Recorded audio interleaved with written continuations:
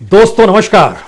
दोस्तों, किसी देश के पास अगर रिसर्च कराने तक का पैसा ना हो और department of science and technology हो, चाहे डिपार्टमेंट ऑफ बायोटेक्नोलॉजी हो, चाहे department of scientific and industrial research के जिक्र ही क्यों ना हो, लेकिन उसके लिए भी अगर बजट ना हो तो उस देश के भीतर में जो भी छात्र पढ़ाई कर रहा होगा वह उस देश में कितने दिन टिकेगा और कितनी बड़ी तादाद में इस देश के भीतर में हायर एजुकेशन हासिल करने के बाद छात्र छोड़कर चला जाएगा, वह भी मेडिकल के क्षेत्र में, साइंस के क्षेत्र से जुड़े हुए छात्र।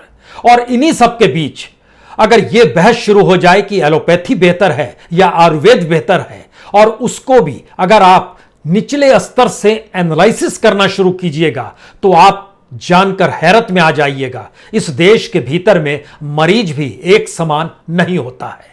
असमानता का भाव इस देश के इलाज में है और इलाज पद्धति में है। एलोपैथी को 30 लाख वाला एक मरीज चाहिए जो कि एक ऑपरेशन के पैसे 30 लाख रुपए दे सके।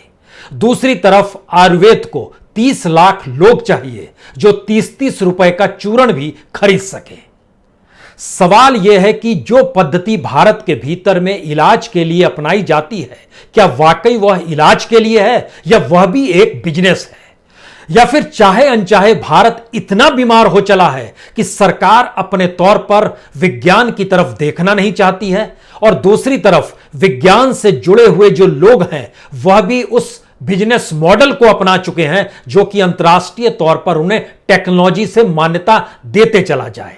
और इन सब के बीच जो खास तौर से मेडिसिन प्लांट्स होते हैं, हर्ब्स होते हैं, योगा के तौर तरीके हैं, अपने अपने तरीके से जिंदगी जीने की पद्धति को लोगों को बताते हुए इलाज करते हैं, वह भी एक बिजनेस मॉडल में अगर बदल दिया जाए तो इस देश के भीतर में इलाज नहीं धंधा होता है।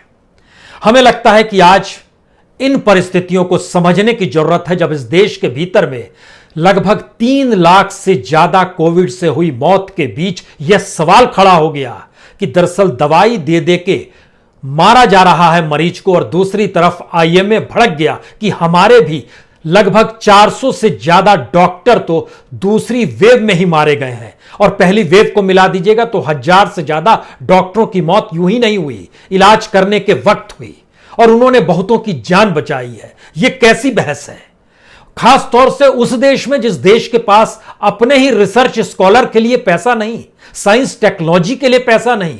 हमें लगता है कि आज इन पन्नों को पलटने की जरूरत है, लेकिन उससे पहले एक चीज समझ लीजिए कि यह बिजनेस के तौर पर भारत का पूरा मेडिकल सिस्टम कैसे कन्वर्ट हो गया है। सवाल उसमें एलोपैथ और आयुर्वेद का नहीं है। एलोपैथी में जाइएगा तो आपको लगभग इस देश के भीतर में जो टॉप मोस्ट 6 हॉस्पिटल्स हैं ना, जिसमें आप अपोलो को लीजिए, जिसमें आप फोर्टिस को लीजिए, मैक्स को लीजिए, हेल्थ केयर ग्लोबल को लीजिए, शैलबाय को लीजिए, नारायणन को लीजिए, इन सब को लीजिएगा तो लगभग 2728 करोड़ का एक एवरेज निकलकर इनके रेवेन्यू का निकलेगा। इनको जो मुनाफा होता है उसमें ये डॉक्टरों पर लगभग 15, 17, 18% से ज्यादा खर्च नहीं करते हैं। जो एडमिनिस्ट्रेशन, जिसमें पुलिस, सुरक्षाकर्मी, जिसमें नर्स सभी आती है, उस पर भी लगभग 18-20% खर्च करते हैं, लेकिन 60 से 65% टेक्नोलॉजी और मुनाफे का चक्कर है। और इसी के लिए भारत में एलोपैथी का मतलब टेक्नोलॉजी से साथ जुड़ना है और उसी के जरिए इलाज की पद्धति को आगे बढ़ाना है। लेकिन यहां पर एक दूसरा सवाल तुरंत आपके जहन में आना चाहिए, तो आयुर्वेद में क्या होता है। यकीन जानिए, आयुर्वेद का बाजार जिस रफ्तार से भारत में बढ़ रहा है वो बहुत साफ तौर पर बतलाता है कि भारत में इलाज के लिए इतनी गरीबी है कि आयुर्वेद का इलाज सस्ता है, सीधे तौर पर अपने आंगन में भी उसका इलाज मिल जाएगा, यह सोचकर आदमी आयुर्वेद से जुड़ना तुरंत चाहता है। एक बड़ी संख्या है, तो इसका एक मतलब यह भी माना जाए कि भारत में जिसके पास पैसा है उसके लिए एलोपैथी है, जिसके पास पैसा कम है या नहीं है उसके लिए आयुर्वेद और होम्योपैथी है। आप कह सकते हैं सामाजिक और आर्थिक परिस्थितियों के बीच में दुनिया के किसी देश में इलाज की ऐसी पद्धति की परिभाषा आपको नहीं मिलेगी जो यहां पर मौजूद है। आपको जानकर हैरत होगी कि अपोलो 1983 में जो अपोलो हॉस्पिटल के चेन हैं वो बनते हैं और आज की तारीख में उसका रेवेन्यू जो है वो 10,407 करोड़ का है, मैक्सिमम है। फोर्टिस की तुलना में एस्ट्रोडियम हेल्थ कैप की तुलना में, जिसके दुनिया के 9 देशों में जिसका फैलाव है, फोर्टिस की तुलना में, मैक्स की तुलना में, शालबाई की तुलना में, सब की तुलना में इसका रेवेन्यू सबसे ज्यादा है अपोलो का 10,407 करोड़। यहां पर जैसे ही आप आयुर्वेद में कदम रखते हैं तो आयुर्वेद में, यह तो 1983 में अपोलो ग्रुप बना था, लेकिन 2006 में पतंजलि आयुर्वेद बना था। पतंजलि आज की तारीख में उसकी रेवेन्यू है 9,022 करोड़। सिर्फ 1,000 करोड़ का अंतर है। और आयुर्वेद का बाजार, हालांकि एक बड़ी कंपनी है आयुर्वेद के क्षेत्र में, चाहे आप डाबर को ले लीजिए, चाहे बैद्यनाथ को ले लीजिए, चाहे इमामी को ले लीजिए, चाहे शहनाज आयुर्वेद प्राइवेट लिमिटेड को ले लीजिए, चाहे हिमालय ड्रग कंपनी प्राइवेट को ले लीजिए, अमृत जोन हेल्थ केयर को ले लीजिए, झंडू फार्मास्यूटिकल को ले लीजिए, सबको ले लीजिए, उनकी भी एक लंबी फहरिस्त है। लेकिन हम पतंजलि का नाम इसलिए ऊपर रख रहे हैं क्योंकि उसकी रेवेन्यू चैलेंज करने लगी है आयुर्वेद के जरिए एलोपैथी के उन हॉस्पिटल्स को जो 5 सितारा इलाज आपको देते हैं। पतंजलि 2006 में बना, 2006 से जब 2010-11 तक आया तो इसका रेवेन्यू था 100 करोड़ रुपए। 100 करोड़ पहली बार इसने 2010-11 में छुआ था। 2013-14 इसलिए क्योंकि वह आखिरी साल था मनमोहन सिंह का, उस समय इनका रेवेन्यू था 1,184 करोड़ रुपए। इसमें रफ्तार देखिए, आज की तारीख में यह 9,022 करोड़ है, पिछले साल इसका 8,522 करोड़ था। नेट प्रॉफिट आइएगा तो इस बरस 424 करोड़ 72 लाख रुपए है, पिछले साल 349 करोड़ 37 लाख रुपए। यह एक रेवेन्यू मॉडल इसलिए बताने की जरूरत है क्योंकि आयुर्वेद मास लेवल पे इलाज करता है। आयुर्वेद मरीज टू मरीज नहीं देखता है, एलोपैथी मरीज टू मरीज देखता है, और इसीलिए हर मरीज को लेकर वह एक कीमत लगाता है। और हमारे यहां का बिजनेस मॉडल उसके इंश्योरेंस के जरिए चीजों को डेवलप करता है। आयुर्वेद में अभी इंश्योरेंस शुरू नहीं हुआ है, हो सकता है आने वाले वक्त में हो भी जाए। लेकिन जब हम इन बात का आपसे जिक्र कर रहे हैं तो आपको यह भी समझना होगा कि 5 सितारा जो 5-6 बड़े हॉस्पिटल्स का जब हमने नाम लिया तो उनमें हर बेड की सालाना आय जो होती है वो तकरीबन 1 करोड़ तक होती है, 1 करोड़ 1.5 करोड़ तक चली जाती है। यह एक सालाना आय है।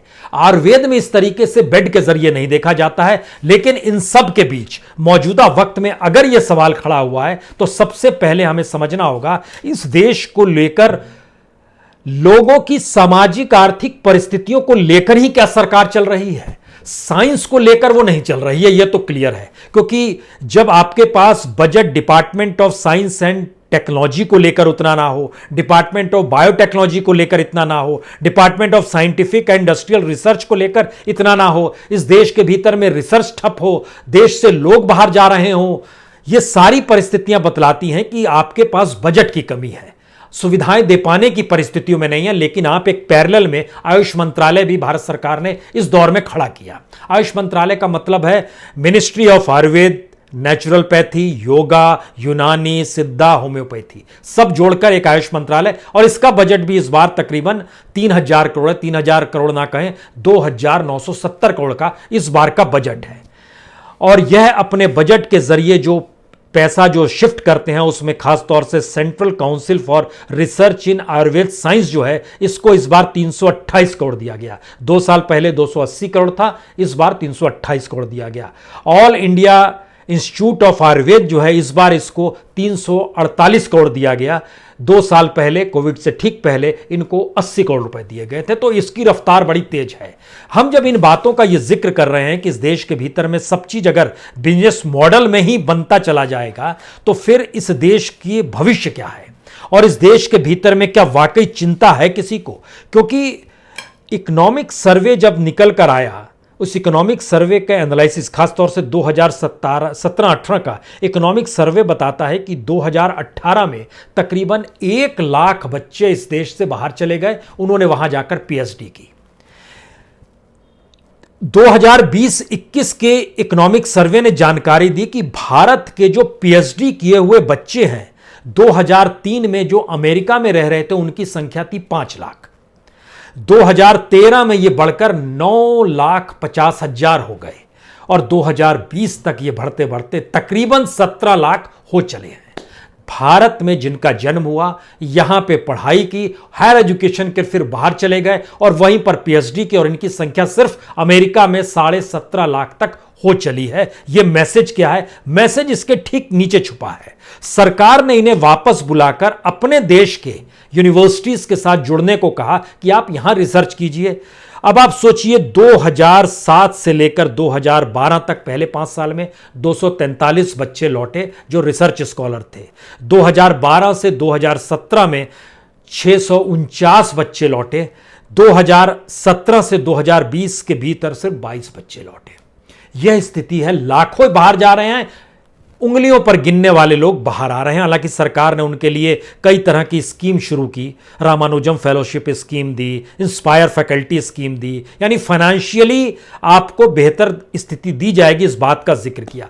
यहीं से सबसे बड़ा सवाल हुआ कि भारत के भीतर एजुकेशन की स्थिति क्या और खास तौर से साइंस एंड टेक्नोलॉजी को लेकर क्या स्थिति है। साइंस एंड टेक्नोलॉजी का बजट जो है भारत के भीतर में, अगर आप इस 3 बरस को देखिए, 1 बरस कोविड से पहले, 1 बरस कोविड के बीच में और 1 बरस कोविड के बाद, 584 करोड़ कोविड से पहले था, कोविड के साल में 403 करोड़ था, कोविड के बाद 594 करोड़ हुआ है। और यह रिसर्च एंड डेवलपमेंट का जो पूरा का पूरा बजट जो बनाया जाता है वो तकरीबन 5,949 करोड़ में से सिर्फ रिसर्च एंड डेवलपमेंट का हम आपको जानकारी दे रहे थे, जिसमें आपको इंटरनेशनल कॉर्पोरेशंस भी करने हैं, इंटरनेशनल मिशन और नैनो साइंस और नैनो टेक्नोलॉजी पर भी काम करना है। जो बेसिक रिसर्च होता है किसी भी मेगा फैसिलेशन के लिए, वह भी काम आपको करना है। क्लाइमेट चेंज का भी काम इसी में करना है। और दूसरी वो फ्यूजन से जुड़ी हुई जो टेक्नोलॉजी, फ्यूजन जिसको हम लोग कहते हैं, एप्लीकेशन रिसर्च कहते हैं, उसका काम भी इसी 594 करोड़ रुपए में करना है। और ये पूरे देश का जिक्र हो रहा है, यानी बजट आपके पास नहीं है। इतना ही नहीं, जो इस देश के दूसरे इंस्टीट्यूशन जिनको सरकार कुछ पैसे देती है, उसमें लगभग 24 इंस्टीट्यूशंस आते हैं। उसमें आप सोचिए कि पुणे का जो MALS अगरकर रिसर्च इंस्टीट्यूट है, उसमें नैनीताल का है आर्यभट्ट रिसर्च इंस्टीट्यूट है, उसमें लखनऊ का बीरबल साहनी इंस्टीट्यूट है, उसमें कोलकाता का बोस इंस्टीट्यूट है, उसमें बेंगलोर का रमन रिसर्च इंस्टीट्यूट है, उसमें इस देश में 4 जगह बेंगलोर, कोलकाता, दिल्ली, इलाहाबाद में इंडियन एकेडमी ऑफ साइंस है, इसमें Bose national centre for basic science Kolkata का, यानी कुल 24 इंस्टीट्यूशन को सरकार के पास जो बजट है इस बार का वह 1,500 करोड़ भी नहीं है, 1,488 करोड़ है। जो पिछले साल कम था वो 1,300 करोड़ था, उससे पहले 1,200 करोड़ था और कम था। यानी हम इंस्टीट्यूशंस को भी पैसा नहीं दे पा रहे हैं कि आप चीजों को अपने तरीके से डेवलप कीजिए। तब यहां से बात शुरू हुई, क्या भारत के भीतर कोई काम इसलिए नहीं हो पा रहा है कि बजट नहीं है, ध्यान नहीं है, रुचि नहीं है, स्थिति क्या है? और साइंस के क्षेत्र में जब हम लोग एक ऐसी लड़ाई लड़ रहे हैं दुनिया भर के भीतर में, जहां पर सबसे ज्यादा पेशेंट्स हैं, मरीज हैं, प्रभावित है बीमारी से, उनके इलाज की जरूरत मास लेवल पे है। एलोपैथी मास लेवल पे इलाज कर नहीं पाता है, आयुर्वेद मास लेवल पर ही इलाज करना चाहता है। उसके तौर तरीके बिल्कुल वैसे ही हैं जहां पर वो कुछ बातों को कह दे और पूरा समाज अपना ले, ना किसी के प्रति जिम्मेदारी है, ना वो बोलने आएगा कि हमने ये किया है, क्योंकि वह एक लिहाज से फ्री ऑफ कॉस्ट है। जहां पर कॉस्ट जुड़ेगा वहीं पर जिम्मेदारी आएगी ना।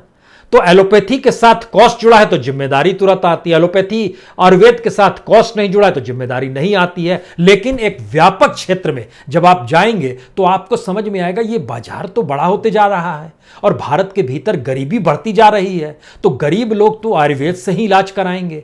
भारत के भीतर में 2 साल पहले तक सिर्फ 30,000 करोड़ का यह बाजार हुआ करता था आयुर्वेद से जुड़ा हुआ, जो आज की तारीख में बढ़ते बढ़ते लगभग 1 लाख करोड़ को छूने की स्थिति में आ गया। एलोपैथी का बाजार और बड़ा है, वो लगभग 27 लाख करोड़ का है, लेकिन वो आज से नहीं, अब 200 बरस से चला रहा है। आयुर्वेद भारत में तुरंत जो कंपनियां जिस रूप में निकल कर आई, उन्हीं को मुनाफा क्यों हुआ? आपके जहन में यह बात इसलिए आनी चाहिए क्योंकि पतंजलि का तो हमने आपको जानकारी दी कि वह लगभग 9,000 करोड़ पे चला गया। अब आप सोचिए कि वैद्यनाथ ग्रुप जो है यह आजादी के साथ बना था 1947 में, लेकिन 2019 का इसका रेवेन्यू 500 करोड़ रुपए का है, लेकिन रेवेन्यू पतंजलि का 9,022 करोड़ का है। इसका मतलब यह है कि विस्तार जिस भी कंपनी को मिलेगा उसके संपर्क संबंध क्या इस देश की सत्ता के साथ होने चाहिए, पहला बात यह। दूसरी बात, क्या वाकई इलाज मारक है कि हम आपको बेहतरीन इलाज देते हैं इसीलिए लोग उसको अपनाते चले जाएं? ऐसी स्थिति भी आ सकती है।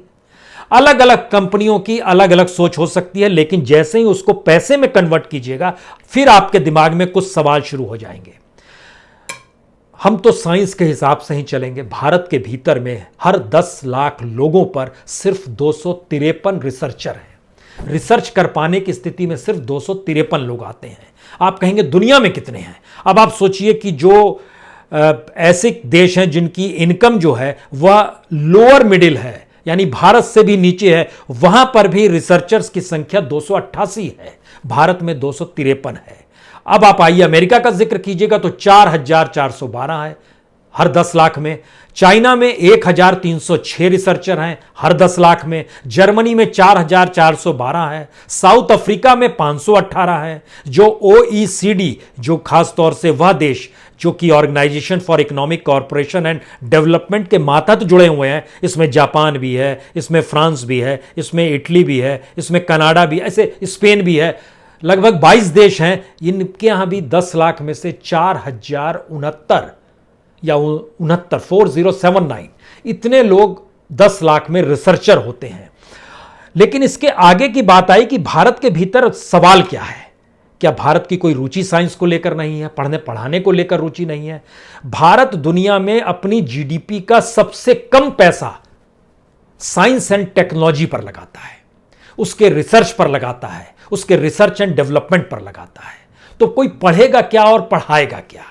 लेकिन जितना भी पैसा लगाता है, दुनिया की टॉप मोस्ट 10 इकोनॉमिक कंट्री जो ले लीजिएगा, भारत का नंबर तो जीडीपी में 5वां आता है, आपको जानकर हैरत होगी कि दुनिया में एवरेज जो पैसा दिया जाता है अपने यहां के पर्सन और रिसर्चर्स को, भारत अपने बजट की तुलना में दुनिया के दूसरे देशों की तुलना में उनको ज्यादा पैसा देता है। दुनिया में यह 9 से 10% है, वो अलग अलग हिस्सों में बांट देते हैं पैसा, लेकिन भारत में बजट का जो पर्सनल है, व्यक्ति विशेष को और रिसर्चर को जो दिया जाता है, वो 34 से 36% के बीच में आता है। लेकिन उसका योगदान जो है वो उस 10वें और 9वें पायदान पर चला जाता है, यानी पैसा देने में इंडिविजुअली पहले स्थान पर, आउटपुट जब निकल कर आया तो वह लगभग 9वें और 10वें स्थान पर टॉप 10 कंट्रीज में।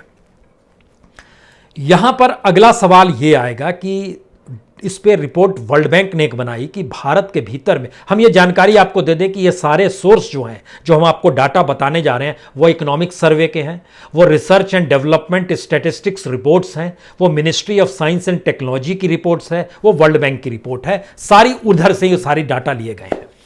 भारत हायर एजुकेशन की स्थिति में सिर्फ 26% लोगों तक पहुंचा पाता है, यानी 12th पास करने के बाद हायर एजुकेशन जो शुरू होती है, भारत में पहली से पढ़ाई करने वाले सिर्फ 26% 12वीं तक पहुंच पाते हैं। चाइना में 49% पहुंच जाते हैं, जर्मनी में 70% पहुंच जाते हैं, अमेरिका में 88% पहुंच जाते हैं, दुनिया के तमाम देशों में 30% से ऊपर पहुंचते ही हैं, भारत में यह 26% है। पहला सवाल। दूसरा सवाल, नीति आयोग जो बनाया गया प्रधानमंत्री मोदी के जरिए, उसी ने रिपोर्ट दी और उसी ने इकोनॉमिक सर्वे में यह लिखा कि भारत में जो रिसर्च होता है और जो हायर एजुकेशन है और इंडस्ट्री है, इसका कोई आपस में तालमेल ही नहीं है। पढ़ाई किस लिए हो रही है, देश का डेवलपमेंट कैसे होगा, इसका कितना लाभ मेडिकल के क्षेत्र में होगा, कितना इंजीनियरिंग के क्षेत्र में होगा, कोई तालमेल नहीं है। और शायद यही सबसे बड़ी वजह है कि भारत के भीतर में रिजल्ट जो निकल कर आता है वह आपको डराने वाला इसलिए होता है क्योंकि उसके डाटा आपको डराते हैं। सरकार के ही डाटा आपको डराने लगेंगे। मसलन जो department of science and industrial research है, उसका पूरा बजट इस बरस का जो है 5144 करोड़ है। अब आप सोचिए, रिसर्च एंड डेवलपमेंट यानी आरएनडी पे खर्च कर रहा है 21 करोड़ रुपए। कमाल की चीज है। इवन बिल्डिंग और पेमेंट पे 475 करोड़ खर्च कर रहा है, लेकिन रिसर्च पे खर्च कर रहा है 21 करोड़ रुपए। जो डिपार्टमेंट ऑफ बायोटेक्नोलॉजी है, इसका इस साल का बजट है 3502 करोड़, लेकिन ये आरएनडी पर खर्च कर रहा है, रिसर्च एंड डेवलपमेंट पे जो खर्च कर रहा है, ये मैक्सिमम कर रहा है 1660, यानी लगभग 48% ये खर्च कर रहा है, जो सबसे ज्यादा भारत में माना जाता है। लेकिन डिपार्टमेंट ऑफ बायोटेक्नोलॉजी के बजट के तहत European countries, developed countries, G2 country, G20 और ब्रिक्स की देशों को जब हमने जोड़ा तो पता चला वहां 70 to 80% आरएलडी पर खर्च होता है बायोटेक्नोलॉजी में, लेकिन हमारे यहां यह भी 48% है, जो तमाम डिपार्टमेंट से ज्यादा है, मैक्सिमम है। उसके बाद department of science and technology का दूसरा सवाल खड़ा होता है। ये जो बजट दिया जाता है, हमने सोचा कि बजट तो खर्च हो जाता होगा, इसका भी जब सर्वे करना शुरू किया और तमाम परिस्थितियों को परखा तो आपको जानकर हैरत होगी, जो पैसा दिया जाता है वह भी ये डिपार्टमेंट खर्च नहीं कर पाते हैं। आप कहेंगे ऐसा भी होता है? जी, हम बीते 3-4 साल का आपको बताते हैं। जैसे department of science and technology, जितना बजट दिया गया 4% पैसा खर्च नहीं हुआ, बाकी हुआ। पिछले साल 23% खर्चा नहीं हुआ था, उससे पहले 16% खर्चा नहीं हुआ था, उससे पहले भी 4% खर्चा नहीं हुआ था। लेकिन department of scientific and industrial research, इसने तो कमाल कर दिया। इसने पिछले बरस 76% बजट का हिस्सा खर्च ही नहीं किया। 2018-19 में 32% खर्च नहीं किया, 2017-18 में 49% खर्च नहीं किया, 2016-17 में 37% खर्च नहीं किया। अब यहां पर सवाल आया कि भारत अपनी जीडीपी का कितना पैसा खर्च करता है, जिसमें से छोटा सा हिस्सा इनको दिया भी जाता है तो भी ये खर्च नहीं कर पाते हैं। उसको जब एनालिसिस किया गया तो जीडीपी में भारत का जो खर्च है तो वो लगभग बैठता है, पिछले 15 सालों से अगर आप देखिएगा तो 1% से कम है। मैक्सिमम गया था 2008-9 में, जिस समय अमेरिका के साथ परमाणु डील हो रही थी। उस समय हमने जीडीपी का खर्च किया था 0.84%। यह स्थिति भारत के भीतर है, 0.84% मैक्सिमम था, और अभी जो खर्च हो रहा है वह 0.24% है। अब आप कल्पना शुरू कीजिए कि किस स्थिति में यह सारी चीजें हो रही है। और अगर ऐसा हो रहा है और ऐसी परिस्थिति है तो दुनिया के दूसरे देशों में प्राइवेट सेक्टर भी इनोवेशन पे काम करते रहता है, लगातार काम करता है। और इसका जब एनालिसिस शुरू किया गया कि आखिर ऐसी कौन सी स्थिति है, तो पता चला कि दुनिया में अमेरिका या यूरोपियन कंट्रीज में सरकार जो बजट का खर्च करती है, वो बजट का हिस्सा हमने बताया, वहां पर बड़ी संख्या में जीडीपी का हिस्सा मिनिमम जो है 2%, मैक्सिमम जो है वो लगभग 9% तक खर्च होता है। हम लोग 0.67 और 24 में ही अटके हुए हैं। लेकिन प्राइवेट सेक्टर वहां पर जितना भी खर्च किया जाता है उसका डॉक्यूमेंट भी हमने निकाला और जानकारी चाहिए कि आखिर प्राइवेट सेक्टर भी कितना खर्च करता है। वो जानकारी निकल कर आई कि दुनिया के दूसरे देशों में प्राइवेट सेक्टर कितनी गुना ज्यादा खर्च करता है। अमेरिका में वो लगभग 10 गुना ज्यादा खर्च करता है, चाइना में वो लगभग 12 गुना ज्यादा खर्च करता है प्राइवेट सेक्टर। भारत में वही 0.2% ज्यादा खर्च करता है, वह ज्यादा खर्च नहीं करता है। 0.67% अगर जीडीपी के हिसाब से आपका साइंस एंड टेक्नोलॉजी और उससे जुड़ी तमाम दूसरी चीजों को लेकर भारत सरकार बजट देती है तो वह 0.24% प्राइवेट सेक्टर खर्च करता है। यानी भारत की तुलना में अमेरिका, चीन जैसे देश या दुनिया के दूसरे देश जो हैं यह लगभग 5 से 7 से 10 गुना ज्यादा खर्च करते हैं। और प्राइवेट सेक्टर भारत में सरकार के बजट का भी आधा खर्च करता है। यह एक स्थिति निकल कर आती है R&D को लेकर भारत के भीतर में। अगला सवाल निकल कर आया कि अगर दुनिया में जो मापदंड होता है कि भारत के भीतर कौन सा काम हो रहा है, जो हम लोग कहते हैं ना कोई एक्सपेरिमेंट चल रहा है, उसकी जानकारी के लिए पेटेंट शब्द एक होता है कि आप राष्ट्रीय और अंतर्राष्ट्रीय तौर पर पेटेंट कितना कराते हैं। पेटेंट के लिए ही हम लोगों ने अपने तौर पर स्टार्टअप शुरू किया था कि शायद कुछ बेहतरीन काम हो जाए, इसके जरिए हो जाए। वह भी जानकारी जब निकल कर आई कि भारत के भीतर जो पेटेंट के लिए अप्लाई भी किया जाता है उसमें भी 64% लोग जो हैं वो नॉन रेजिडेंट इंडियन हैं, भारत के रहने वाले लोग नहीं है। बाहर से भारत के लिए 64% किया जाता है। और उसका जब एवरेज निकालना शुरू किए तो पता चला कि लगभग 25 से 30% के बीच में भारत के तमाम इंस्टीट्यूशंस, जो भी आपके साइंस से जुड़े जो भी इंस्टीट्यूशंस आपके जहन में आते हैं, वह पेटेंट के लिए पहुंच पाते हैं। और अंतर्राष्ट्रीय तौर पर भारत की पेटेंट की स्थिति 3 से 4% है। चीन की स्थिति 30% है। यह एक स्थिति बताने के लिए काफ़ी है कि हम लोग किस स्थिति में हैं। इसीलिए एक आखिरी सवाल बड़ा जरूरी है। जब हम लोग कहते हैं दुनिया हमारे देश को बाजार मानती है, पैसा लगाना चाहती है, तो हमने उसको भी परखा। जो फॉरेन इन्वेस्टमेंट होता है वो भारत में कितना हो रहा है। आपको जानकर हैरत होगी, दुनिया के किसी भी देश की तुलना में भारत के भीतर में फॉरेन इन्वेस्टमेंट R&D को लेकर सबसे कम होता है। प्राइम मिनिस्टर ने इकोनॉमिक एडवाइजरी काउंसिल के साथ जब बैठक की तो उन्होंने कहा कि 2022 तक हमारा टारगेट है कि कम से कम $300 मिलियन तो यहां पर आ जाए।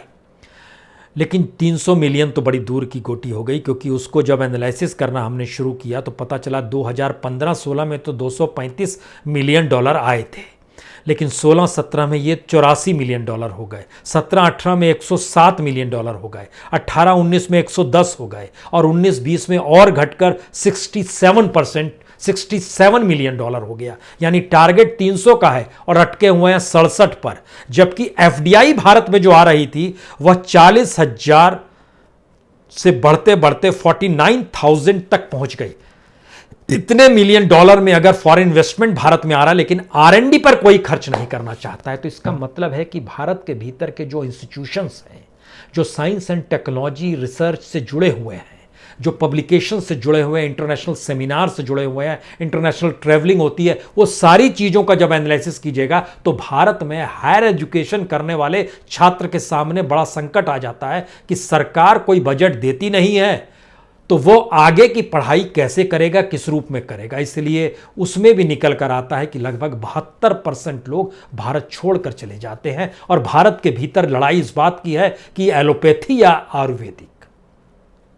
भारत के भीतर की आर्थिक और सामाजिक परिस्थितियां तो धीरे धीरे आयुष मंत्रालय का बजट ही इस देश के साइंस एंड टेक्नोलॉजी को पार कर देगी, क्योंकि अभी साइंस एंड टेक्नोलॉजी का अगर 5,000 करोड़ का बजट है तो आयुष मंत्रालय का भी तो 3,000 करोड़ की स्थिति में बजट आ गया 2 से 3 साल के भीतर में, जिसके भीतर में आयुर्वेद होता है, योगा होता है, होम्योपैथ होती है, यूनानी होती है, नेचुरलपैथी होती है। तो यही सारी चीज़ें भारत में एक नए इलाज के तौर पर होगी। भारत में इलाज क्या वाकई धंधा है, और जब ये लड़ाई लड़ी जाती है तो हमको लगता है सबकी नेटवर्थ और सबकी प्रॉफिट देखनी चाहिए। तब आप समझ पाएंगे कि भारत के भीतर का बिजनेस मॉडल जो है वही आयुर्वेद, वही होम्योपैथ, वही नेचुरलपैथ और उन्हीं परिस्थितियों को जीने के नए नए तरीके से काम कर रहा है। हालांकि ये कोई एनालिसिस नहीं आई है, लेकिन एक डाटा निकल कर आया कि जो एलोपैथी कराते थे उनसे जुड़े हुए मरीज जो थे उसमें से भी लगभग 12% मरीज अब आयुर्वेद की दवाई भी लेने लगे हैं, उससे भी फायदा आयुर्वेद का हो गया। यह है नेटवर्थ की नई परिस्थितियों के बीच की स्थिति, और खास तौर से ऐसे वक्त जब भारत एक महामारी से भोग रहा है और ऐसे में संकट चौतरफा है और हम लड़ाई इस बात की लड़ रहे हैं कि कौन सी पैथी बढ़िया है, आयुर्वेदिक वाली या एलोपैथी वाली। बहुत बहुत शुक्रिया। लेकिन कल हम आपके साथ जब मिलेंगे तो 7 साल सरकार और इस देश के प्रधानमंत्री ने किया क्या, ये हम आपको बताने वाले हैं। जरूर जुड़िएगा हमारे साथ। बहुत बहुत शुक्रिया, बहुत बहुत शुक्रिया।